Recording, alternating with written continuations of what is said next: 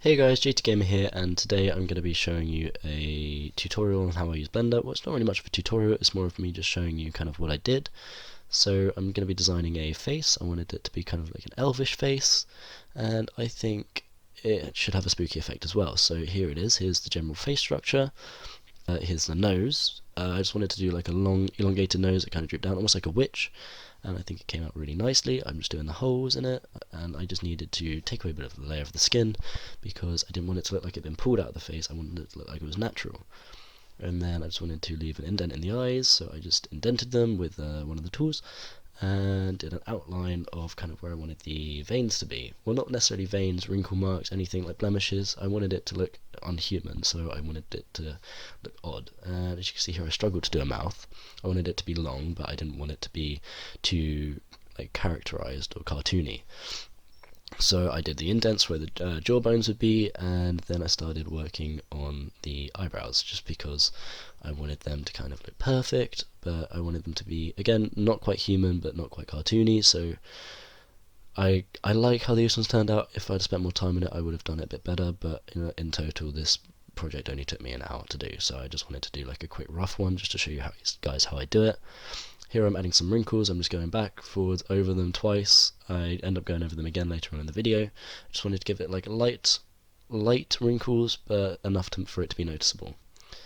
And now I'm going back to the mouth just to give it an indent, just because I need to have an indent. It's a mouth. It needs to have teeth. It needs to have a tongue.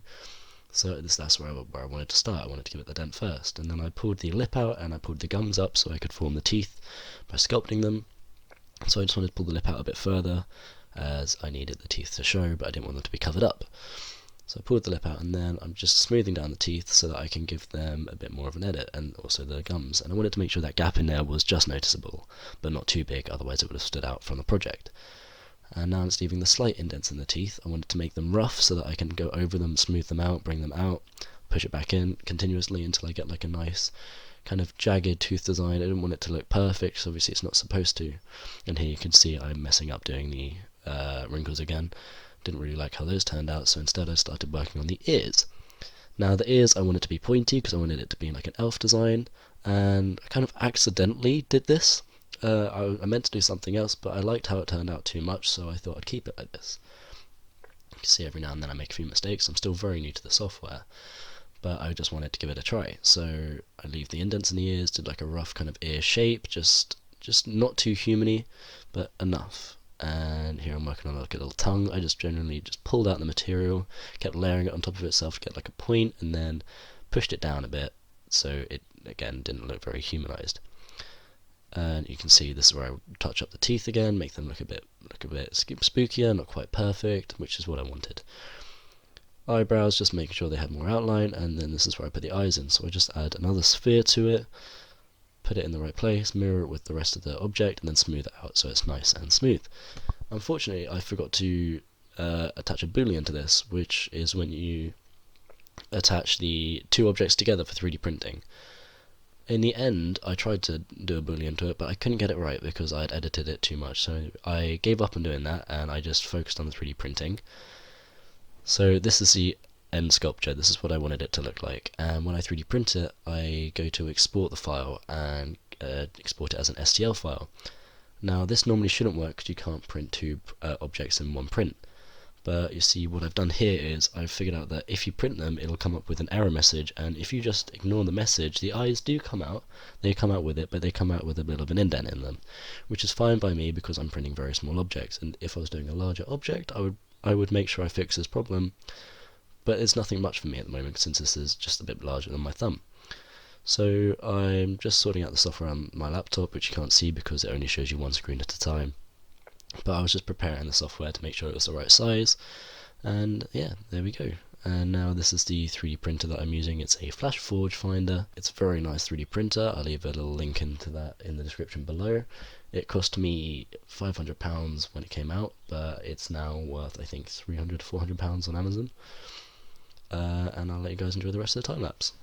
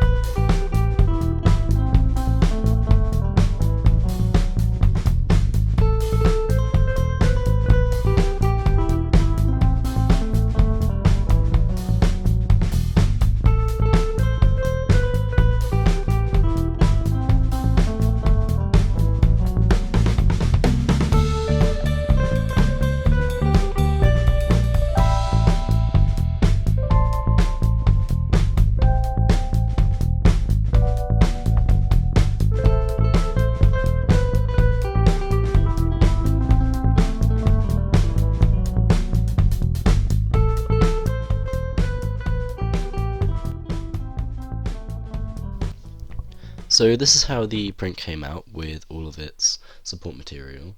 As you can see, it's got quite a bit. It's got a bit covering, holding up the nose. There's some support material holding up the ears and definitely the back of the head. And the reason it uses support material is because 3D printing is a layer of plastic over another layer, and if it's at an angle more than 45 degrees, there will be no plastic for it to print onto, or at least it's a very small amount, which whilst it's warm, it can warp and it can melt and it can droop down.